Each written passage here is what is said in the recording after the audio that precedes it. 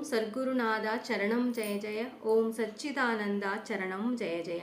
சேற்று பாண்டத்தை சேறு ஜலத்தினால் அலம்பினால் அந்த சேறு போகாமல் இருப்பது போலும், கல்குடத்தை கல்லினால் அலம்பினால் அக்குடத்தில் கல் நாற்றம் போகாமல் இருப்பது போலும், கர்மத்தினால் உண்டாகிய ஜென்மம் மறுபடியும் காமிய கர்மங்களாகிய பிரவர்த்தி கர்மானுஷ்டங்களினால் நிவர்த்தியாக மாட்டாது. பிரவர்த்தி கர்மம் என்றால் ஓர் பலனை விரும்பி செய்யும் காமிய கர்மமே பிரவர்த்தி கர்மம் ஆகும்.